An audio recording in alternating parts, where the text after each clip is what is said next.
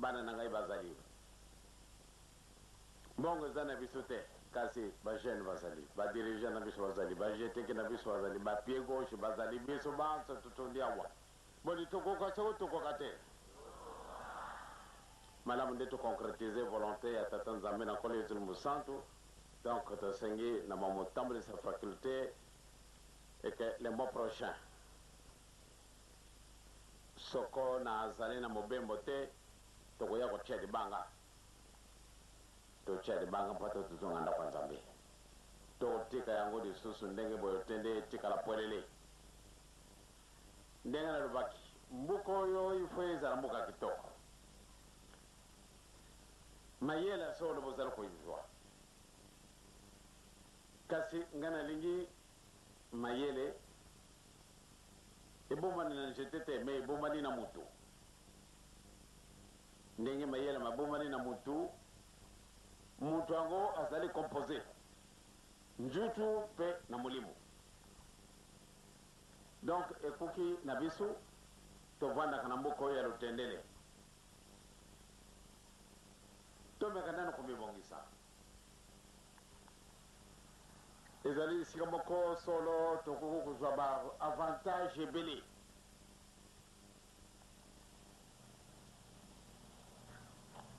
ndenge nalobaki nakanisi soko nakozala awa tokosala soirée spirituelle awa na poko yonso bokomona ngai awa naye kosala soirée bozali kozwa bacours c'est très important me malamu nde tozala solo esika oyo nzambe asi apesi biso nde tobongisi yango musuni kaka na biso kitoko kasi malamu nde tozala mpe na tanke ndenge namoni kuna 24 000 litres eza na tanke wana mpona kosukola nzoto mpona komela ebongo tanke oyo ya molimo yango tobombi yango wapi yango ezali nzambe asi abongisaki yango banda kala donc batata mamotambulisi ya faculté de théologie mama mademoiselle Marie Louise Martin yo mpe obi mingi na Zaire osi okoki kaka lingala donc ndenge ovandi na ngai mpe mingi na lotel avandi na yo mama voilà asseyez-vous on n'avait pas encore on doit toujours parler en français. Nous allons commencer à construire notre temple le plus rapidement possible pour que, avant votre retour en Europe plus tard, si le bon Dieu le voudra que ce soit ainsi, et que vous ayez assisté à l'inauguration du temple que nous devons construire ici pour adorer notre Dieu, parce que c'est un point idéal. Donc, vous êtes avertis, si je suis ici le mois prochain, je viendrai poser la première pierre. Et si je suis absent, ce n'est qu'une partie remise, ça se fera le mois prochain, et mois de mars. Je tiens beaucoup à ça. Nous devons avoir un temple construit avec nos mains. Le temple construit avec les mains de Dieu, c'est déjà là. Il est vivant, mais il n'y a pas moyen de le voir. Pourquoi? Parce que le bon Dieu nous a caché quelque chose. Donc, vous êtes avertis, franchement, nous devons nous dépêcher pour la fabrication de briques. Parce que je voudrais que ce soit en briques cuites. Pourquoi en briques cuites? Parce que ça présente une beauté. Et je pense que vous êtes un peu resté très longtemps en Europe. Vous avez vu que les beaux bâtiments sont construits presque en briques cuites.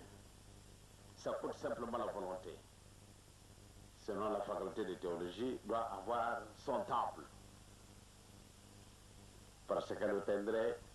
doit être appelé à jouer un grand rôle. Nous aurons à recevoir beaucoup de gens. Et les gens de toutes les couches du monde. Nous avons connu un début et je pense bien que nous devons aller de l'avant. Sinon vous êtes avertis, Maman Marie-Louise Martin Et vous êtes avertis. Il nous faut un temple ici. Allez vous asseoir, je vous en prie. Quand c'est la théologie, va s'appeler un côté. Ou on va bêter qui m'a beau côté.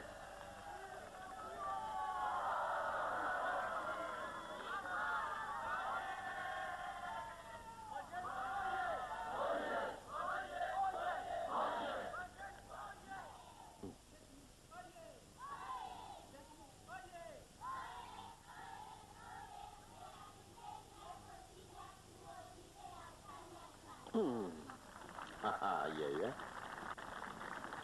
C'est très éloquent comme langage. Ba papa, ba maman, nakanisi mutu. Azali nani, tokolo bakayango, azali nzambe. Mutu, azali nani, azali nzambe. Mingi tokondi makate. Kasi mutu solo, azali nzambe. Pambate makamito kusalaka dans mususu ko kanisa mais ce n'est pas possible que dikamo isala mana mutu kasi mutu sali yango ndenge to komona ka avion to komona ka avion solo mayele na biso makei soko utali ndenge avion izargo kende makanisi na yo ma memi yo musika ndenge nini mutu ako usalele kamba ndenge boy to komona kamba ndeke bazale ko tambala na likolo kasi ajouter quelque chose na bondeke na bango moyete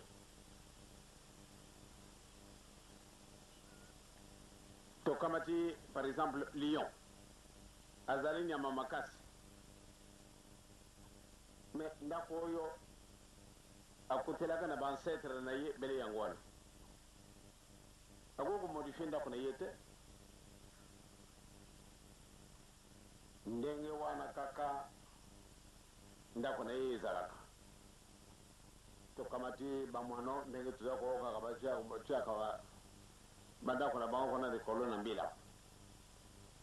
me bakobongo na ndenge mosusu te ndenge kende kotala esika mosusu bongo akopie po ate aya kosala ndako ya ndenge wana moye te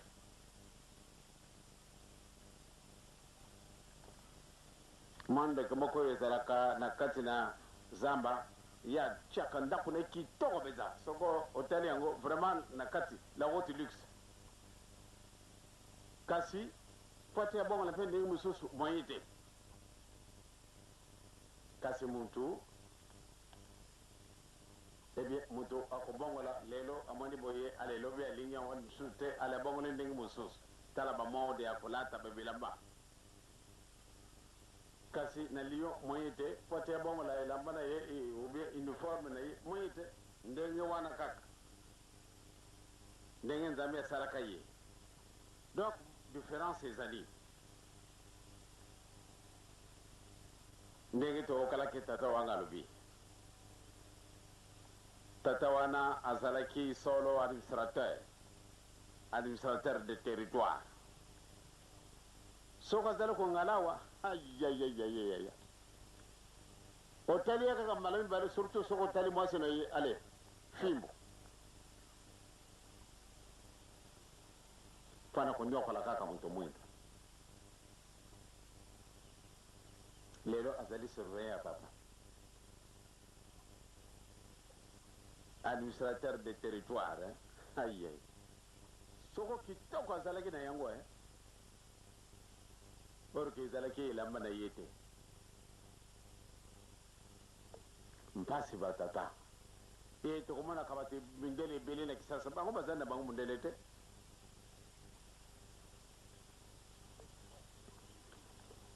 mokolo mosusu papa kolutu alongwaki na mayombe mpo ata ya kotala ngai ebien tokoki kotika ye na gare na tongotongo mpo ata azonga na mayombe ebien ntango oyo bamiyibananaka na mondele moko ye vraiment azali mondele ebien ntango bato bazali kokɔta baklasse ezalaki différente bamosusu a classe spéciale bamosusu première classe bamosusu deuxième classe bamosusu troisième classe na train to papa tosumbilaka mpe tike ya première classe epuis ntango kokɔta na train esi ekoki bon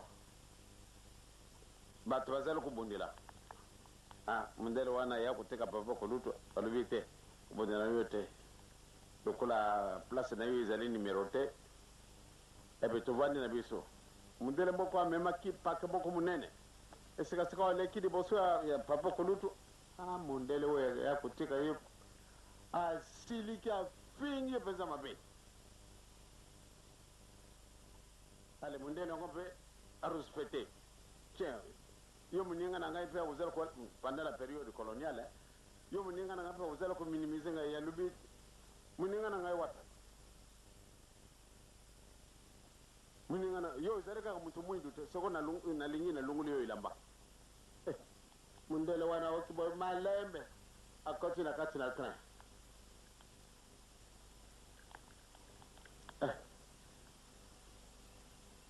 bato basusu matoyi na bango mafungwani mundele wana azala moto mwindu ndenge nini donc akufaki batata na bamama phénomène moko ezali esika wana ntango tozalaki na kananga tata moko azalaka premier sergent major nakobusanaka nkumu na ye te na pokwa nyonso tu alati mpenza elamba ya ndenge mosusu alati ye akumi na ye mundele akei na l'hôtel ale biloko oyo ameli masanga ndenge alingaki à la fin du mois toujours facture impayée eke sina moto asalaka boye bon mokolo mosusu alungwi na ka na ye pamba te ndako na bango na oyo ya biso ezalaki mosika te mokolo wana aleki natali ya wana ye joseph ngai nakei kolia na esika bamundele ekasi yo okenda kolia biloko ya bamundele yo oza na mbongo otali ndenge nalati te nalobi kenda ntango akobimba mpo nayibi te ndenge oyo okozala okosala ngai nini nakosala yo eloko te kasi wana ezali moyibi yo osalaka na miso banzambe ezali malamu te ndo joseph wana etali yo na bonzambe na yo ngai nakei ale mokolo wana akei ale ntango ajungi alobi lobi nakotala yo ndenge okobima na ndako na yo ale akei na ndako na ye alali alongola elamba moyen te ekomi 5 heures du matin clairon ebeti po te wakende na rassemblement ye azali mundele ndenge nini akobimina sika wana bakomona mundele yango alongo wapi ntango mosusu bakokanga ye baje la premier sergent major moyen te alobi moyen de suta bengi mwasi na ye kima na ndako na joseph kima na ndako alimbisa ngai na kojunga na lisusu te na mwana na tongotongo wana papa joseph pardon mobali na ngai moya kolongola uniforme ezali te moya kolongola uniforme ezali te ndenge nini nde pardon alobi bon junga ajungi na ndako aza koloba nde papa alunguli ntango alungwi na mosala aleki na pai na ngai donc oprive ngai baprivilege oyo nga na zwaka alobi jila okozala mokonzi monene nakozala mokonzi monene agrade oyo naza nango premier sergent major esili kaka te nalobi kitisa motima okozala moto monene mokolo mosusu okobenga yo général ngai ye yo papa joseph lisusu yo ozalaka na makambo na yo ndenge mosusu okobengama mokolo mosusu général eh bien na 1960 akomi colonel mokolo mosusu natala ye na pokwa Ah, là, tu peux avoir grade à colonel. Eh, colonel Boni. Yo, ah, en tout cas, yo, vous allez me compliquer. Tant qu'on a vraiment un candidat de Okosaki, c'est quand on va signer un colonel. Alors, ça me dit comme général. Mais comme général, comme général. Ah, en 1962, comme général. Ah, madame, vous avez une photo. Ah, le vite. Donc, vous avez une photo dans yote. Mais pas nous, vous avez une photo dans le vite. Tambala malamo. Kokane no kino kite soko ke no kino ki ah ne konanga na ibite ndenye ogosilisina. Donc na bubandi ni zali kamote kasiri kamuzara ka wapi ah mukolo susu achi ma mubulu ale bakangiye ah na woka moyen de société moi c'est na ya kimi mbangu na monkoto papa akasi yo vraiment soko lobi de kambo ko sala makaka sikasa mbanda nga bakangiye asali nini ah amega ko landa batumu susu ngalube na bograde na ye azalaki mondele ali azalaki na kanisi major na grade ya basoda donc mondele azalaki major na poko yonso to kumi major akamati bumubune na lati emususa kumi mens kwache bayiba yete ekasi mokolwane kanga manaka ye moyi de susute batata na ba mama tikala ndenge yozali kubanga ni yote tozali kokende nzambe akosa kana yete totambala bele ndenge na bolingo na biso esengeli ndenge tozala bana na mibeko etozala bana na misala tokolonga nzambe akosa kana te soko nzambe akosa ka nde maya ko mwana biso ezali te kasi soko tomona ni na mokolo malelo le 21 janvier 1990 tozali kokenda l'an 2000 ezali kojilaka biso. Il faut une forte préparation. Bon, quand c'était le présent kaka botal à l'avenir, te éviter makambo ya biso. Mukili muzalo kokende. Lutendele ndenge na ibila ka yango awa kaka yango izali. Yango ebongo dite. Elamba na ibili yango na kaka lata. Lutendele. Kasibisu batu to bongo naka. Donc, malam de tata, maman, il va malam était malam de dans la préparation. Toto on a comme na 4 millions na biso. Nzambe akobongo na satana te, satana akobongo na nzambe te. Toko tikala ndenge nzambe asali biso. Kubanga na yote. Kulukate a tikananu na lata kanyoka oyo pata jura kanga muso. Eh oyo olata de boso nyoka mpwata ya shula kwa musolo osala te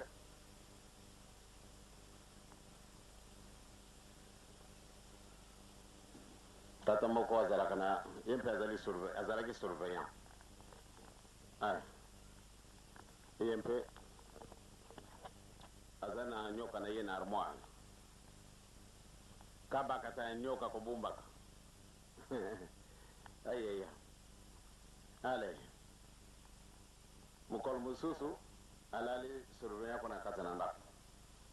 nama solo abadu ko solo na tata moko atata wana lobi ah masolo na wana ngana boy ndete izali kamute yango izali kamusoko mukete izali ka kula seni te ndote baseni nange na yo na boy nale na tongo na bengi baba surveya makamuni bozara ko surveya tango omuni bande kona nyoso balali yo la musu mutu moko olingi ne opese yo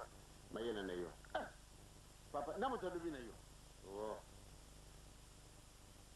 yo zali surveya na zali surveya esko solo lagi makama bena tata wana te ndote ye mutu alinga kusonanga makambo soko na makamuni yo bongoli ye mutu bon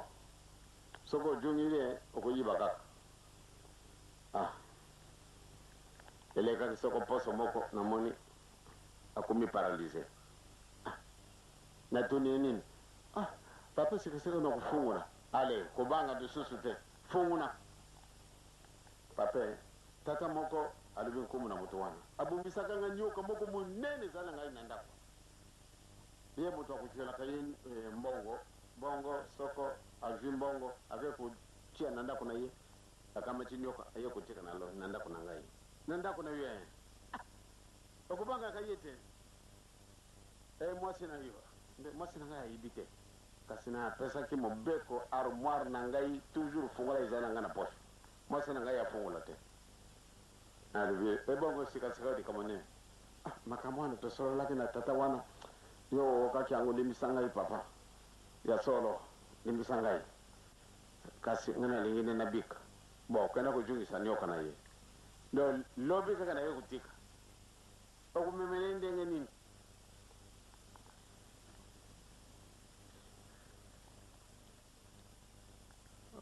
nakuchilaka nakokenda ku namoyi nakokenda kuna sokona beko ayakamata eloko na ye sikasika mwasi amoni mubana yakomi paralysé atuni me maladi yango ilungu wapi aliki koluba te alubi pape na ndako na biso armoire ezali kuna ye alingaka te nafungula soko eloko mosusu ezali kuna nayibi te mama ngai nayibi eloko ezali kuna eloko nini nyoka ndo bande lelo kola bisusu na ndako wana te bana pe bakuki nyoka ndenge nini akabakata nyoka ezali na armoire na ngai wana munene pesa bana balobi sikasika tokona nakobimisa armoire yango na moi boye ale il faut nabuka armoire sika kobime sika na bato nyonso to bomoi publiquement pardon soko mosala ndenge wana tata wana kokufa batata na bamama mutu tala ndenge azali kasi antilope akubongwana na nyoka te akutikala kabe nyoka akutikala bele antilope ekasi mutu tala mayele ndenge wana po ate azwa kaka mbongo ifo azwa eloko ndenge wana mokolo wana ake kutikala ye nyoka na butu wana na tongo boni okenda kutika kasi toswana mabe pamba te esika kobuma yango ezali te donc ye aza na armoire te baarmoire na ye nyonso tu mwasi na ye na bana ye bakufungulaka alors soko ake kutika ye kuna pa moyen tata wana akufa nyoka wana mpe ekufa na yango nyoka kofi tata mpe akofi otala mutu wana donc azali na ye nyoka batata na bamama tokamataka makambo ya bupampama ezali nzambe mosusu ndenge tata wanga alobi na biso ozala na banzambe mosusu esika yo te pamba te ozali image mutu azali solo nzambe bondimaka te kasi mutu azali solo nzambe donc kusangisa nzambe mosusu esika na ye te yango wana batata na bamama tokosala mosala na biso pamba te ntango komosika déjà 15h20 olaka ntango na biso ezali moke tobanga liwa milimo na biso ubie njutu na biso ezali ndako ya tata yo ozala kobemaka njutu na yo na makambo ndenge na ndenge solo obusani nzambe azali na yo na kati soko alungwi yo okopema lisusu te bake kokunda yo donc malamu nde tomibongisa avant l'an 2000 makambo soko makambo aza koleka na ntango oyo soko tokokaka koyiba yango nde mingi nayibi te nde tokosala lisusu mabe te kasi au contraire banzambe eleki ebele kasi banzambe yango ezali koapproche motu na nzambe te donc totia molende surtout nous les théologiens vraiment malamu nde bozala très proche de Dieu parce que vous êtes de véritables messagers. Vous êtes en train de vous préparer de devenir des docteurs. Ndenge maman kebi atindi nga mukanda. Natanga na pesa yango na butu alobinangai papa ya solo nazali awa na poto namoni nde biso tokoki kosala mosala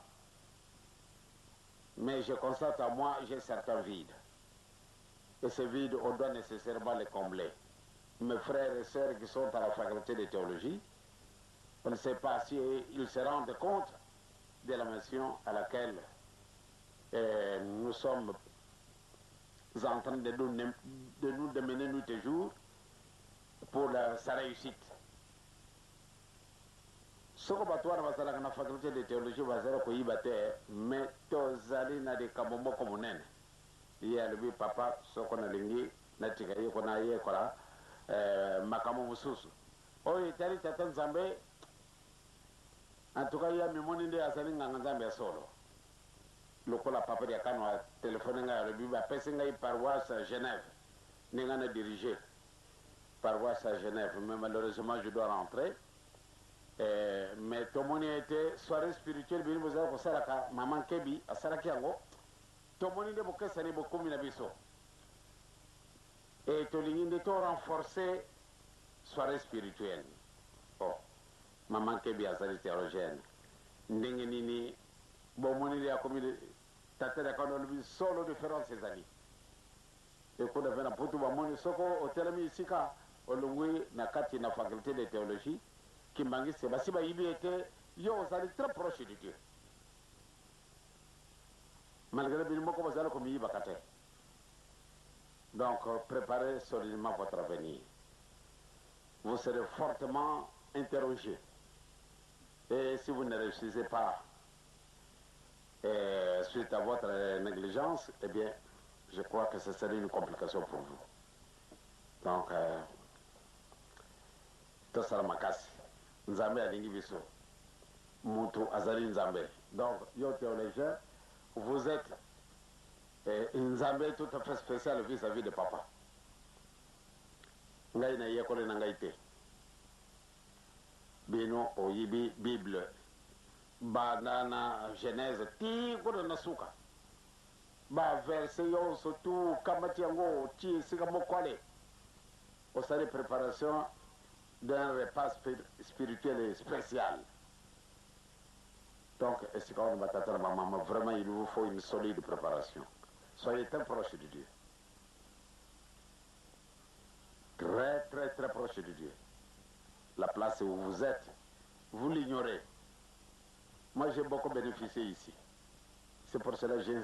installé cette faculté ici à Lutendele. On pouvait choisir autre part, mais nous avons préféré que ça soit ici. Maintenant que nous allons commencer à développer notre... puisque c'est le départ d'une université, la faculté de théologie. Maintenant, nous sommes autorisés d'ouvrir et nous allons continuer toutes les facultés. Mais vous qui êtes au départ, soyez mûrs dans ce que vous faites. Ne négligez pas vos études. Il faut bien appréhender l'importance de la mission que le Seigneur vous confie en vous installant ici à Lutendele, où vous êtes en train de transformer, je regrette de le dire, un coin où les hommes sont en train de poursuivre d'autres objectifs. On fait la sorcellerie, on empoisonne les gens. Ce n'est pas ici que cela devait se faire, parce que c'est un lieu sacré. Empoisonner Banangana, ou bien préparer la sorcellerie, ou bien pour le cacasso Bakamonine, à Wanabino, Moboka Baje Sewana, et Zampana Binote. Batumi, was up Lokanzila. Kasi Barisirte, et Bino. Allez, vous êtes là. Alors, vous êtes en train de confondre. Peut-être c'est plus perfectionné, c'est plus facile pour moi. Les quelques années que vous êtes ici, ce que vous allez être vraiment le véritable chercheur spirituel de beaucoup de musique. Car c'est Nazar pour constater, oui, il y a quelques personnes qui réellement commence à appréhender l'importance de la mission que le Seigneur vous confie. Il ne faut pas venir ici pour chercher simplement votre diplôme et que quand vous serez hors de l'Utendele, que vous allez créer votre église ou bien participer à une autre église qui n'est pas la nôtre. Or que dans ces églises-là, c'est difficile à ce qu'on vous accepte si vous êtes sincère. Bakoko kundi mayote do kana nguma na bango pamba te bakomona yo lati la mbo mususu. Kasi au bien au contraire, maintenant on vous donne le feu vert, bon, vous préparez ici quand vous aurez terminé à une insoumission, bon, vous allez rentrer dans ces églises-là et vous devenez les responsables. Ce n'est pas une fierté pour vous, mais vous savez, de l'okomoko, balunguliyo. Madame de bon appréhender l'importance de votre.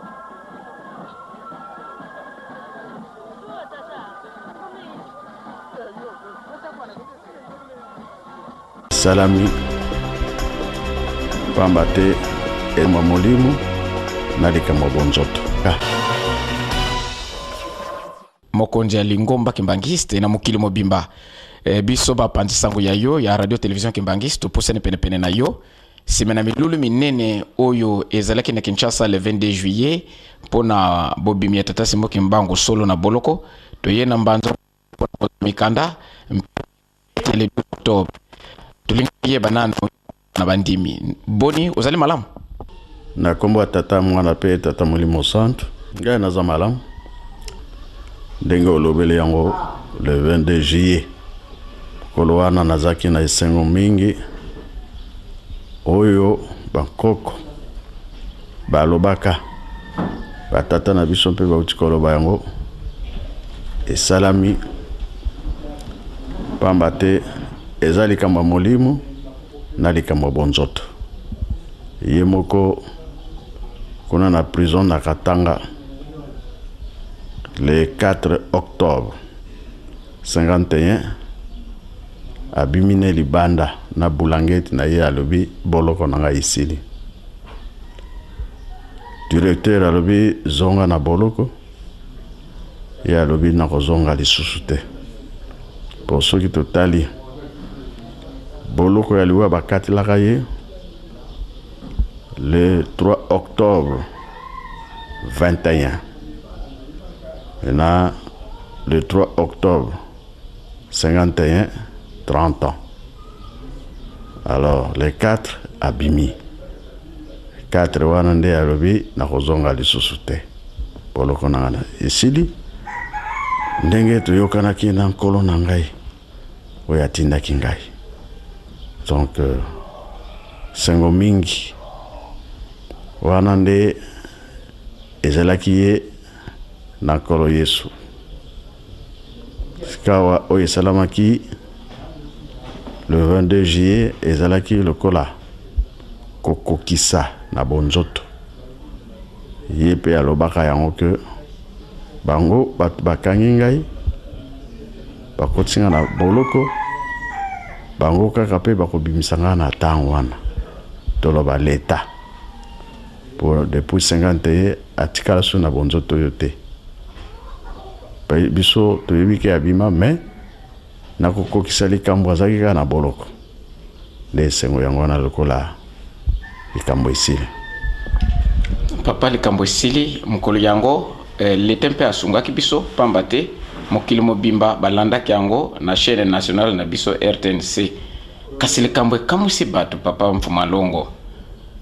tata Simbo Kimbangu amoni mpasi 37 000 familles 150 000 martyrs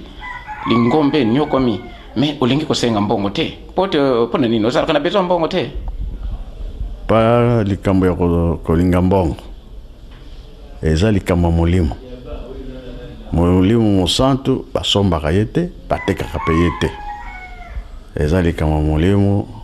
pasi wana monaki po mokili mobimba yebika tina nde yango wana nga nasengi mbongo te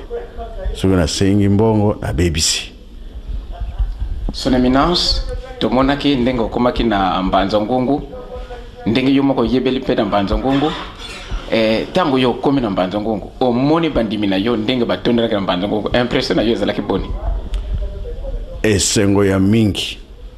na bonzoto boye tozalaki ka biso moko te na baoyi po yango elobi ekangami na se ekangami na likolo fungwami na se efungwami mpe na likolo eza bilaka tokokisi yango folo wana nga nasepelaki mingi bato bayebi ke baza kolanda likambo yango nao bakimbangisi na bakimbangisi tete oyo bayaki baye kokokisa likambo po lobiko eza ya moto moko te ya biso nyonso eza mapamboli papa liangenda alobaka yango ke mokolo wana bato bakozala ebele na 21 mpe bato bazalaki ebele mpo na likambo yango. Merci. Papa Simon likambo ekamusaki mokili na bao balandaki television papa toza kosepele te ndenge papa balobaki oza kokokisaka mille pati ozotika likambo te men yambo likambo simba mikanda wana likambo esalamaki na moi na sanza awa sini wana elinkoloba nini sini wana victoire elingoloba boye oyo bakolo bakangi nzambe ayoki yango oyo bato bakangi na se nzambe ayoki yango. Papa Mfungwa Longo namonaki ozalaki koseka tango oza kolanda badiscours ya bakonzi mosusu alobi tata Simon Mbango aza muta Bakongo mosusu aza muta Katanga mosusu aza na Kinshasa naza komona yo ozalaki nesengo kasi tango ozwi maloba olobi ete bozala sur tozwi 3/4 de mama na likambo yango wana papa biso bapanze sango tokozalaka bato otolukaka kolimbola biso na bokuse kolimbisa biso tango so batuni biso yo tata na bino biso tolobaka tata na biso SKK sokolobi SKK na ndenge ya ki journalisme il faut limbola elinkoloba Simon Kimbangu Kiangani donc opesi na abréviation pour limboli alors tango bozo kolobaka 3/4 eza lokola SKK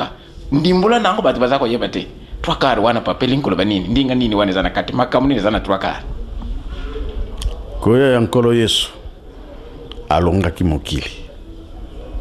lelo oyo bato nyonso toza kosepela koya ya nkolo Yesu mpona nini oyo ezalaka liboso lelo oyo ekomi ndenge mosusu. Alors koya ya tata Simon Kimbangu alobi oyo ezalaki na droite ekomi na gauche oyo ezalaki na gauche ekomi na droite toyoki yango mpe na monoko ya papa Mfuma Mbanza ezalaki na gauche ekomi na droite ezalaki na droite ekomi na gauche elakisi ete bilaka lokola tokokisi yango banzela nyonso efungwami bakokangela biso susu motema te eloko tozosenga nde kimia soki eye bango nde bakopesa oyo bakangaki mpona biso po yango wana nde ekomonana na bato oyo baza na bilembo bakosala makamsi ya ndenge na ndenge pasi ya moto esilaka te kasi edimine lelo mpasi eleki nde yango wana mingi batanga position ya malonga ezali te pauvre bakonzi bazosala tout mais nzoko ezalaki na likambo ezalaki wana lokola efungwami tokotala ye tata Nzambe po devoir apesi biso tosaleli yango apesa biso 3/4 tosepela nango limisanga papa nazo tango mingi teme olimbola nano mwa muke place wana po tango tozo yoko yo zoko sepela 3/4 yo tango lubaki na Mbanza Ngongo wana bajere mususu mwa babeti mwa mabako na ndenge ya isengo 3/4 tata Simon Mbango yaki pona mokili mabimbi pisa bato mwindu tosepela nano te papa tomoni passe 4400 ans ndaba ndelo susu pena zana kata 3/4 position ngo yo yela yo yebi yango kasi yango to yepoto to pamba te ye moko papa liangenda alobaki ke ekobandela epai na biso kozala presse te totala kaka nini yango babongisi biso kolio nini wana ya 3/4 ekozala ndenge nini me ebandela epai na biso ya solo na continuité ya fête ya réhabilitation na nkambo limboli penza malamu opesi lisesi ya bana misato bakikozoba mal eloko sepelisi banganga Nzambe sepelisi bandimi awa na nkamba tango yo lobete biso to komisi mali yango na kati le 3 octobre mali wana nde tofungola kiamo elinkolo ba penzete bomengo setu yango papa bon tozwi parce que tokomi na esika oyo bango balobelaki eza lokola okati nzete wana elali mais aussitôt mayebo ekobima te osali neti obosani ntango okoyoka likambo boye ebimi ya kitoko makanisi ezonge oyo tosalaka tala resultat ndenge tolataka saki tosekamaka mpo na nini tolati saki papa alobaki yango bien lisumu oyo Adam Eve basalaki biso bato mwindu nde tosalaki yango oyo asekaka Noe biso bato mwindu tosekaka Noe oyo bokonzi na biso tokabi yango na Jacob biso bato mwindu makambo nyonso tosalaki etofingi nkolo Yesu etofingi tata Simoki Mbangu tofingi bapapa fo tolata saki tosenga bolimisi bongo tokotala oyo koya liboso eleo tomoni makambo nyonso oyo tokoki kosala tosali yango mama mwili ye wana amati na nkambo bango balobaki soki bango mitano bakomi esika moko makambo kokende mbangu alors tomoni nyonso tomoni koya ya roi Albert na Kinshasa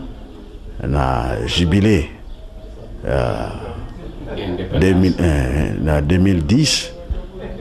président bangi te devant mokonzi alobi likambo ya tata Simoki Mbangu alors tomoni biso ke makambo ndenge elobamaka ntango nango ekoki alors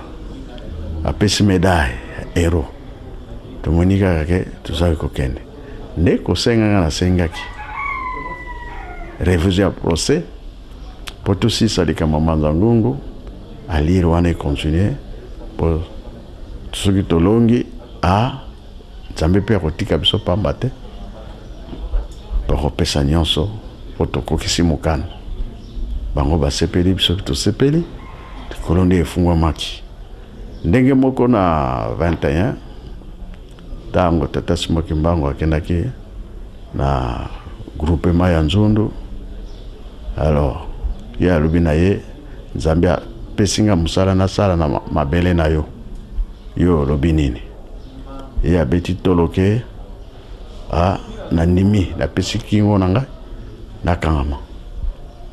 elobami na se kuna likolo kuna mpe barépondre donc sikoyo biso leta asilisi makambo na ye na Manza Ngungu alors kuna na likolo erépondre donc makambo nyonso eza bien elakisi ke totalela bango nini ekoya nsima nango papa toloba bango polele bapapa bayebisaki biso ete tata na biso akoya kokokisa makambo manso tomoni yo papa Simoki Mbangu Kengani bato baza komituna ntango bazoyoka yo papa Simoki Mbangu Kengani alobi mahoma azalaki na 21 makozongo lisusu na ntango oyo soki bato baza koyoka te bato baza komituna na 21 olataki liputa sikoyo mpe na 2011 olataki lisusu liputa te liputa te parce que ye ntango asekwaki alataki liputa azalaki na teni na ye azongaki nango bowumbu nde esilaki liputa nde bowumbu sika awa abimi si tata Mfuma Mbanza mpe bade alunganaki yangani na 24 décembre 59 ntango balobi ke lingomba ebimi libanda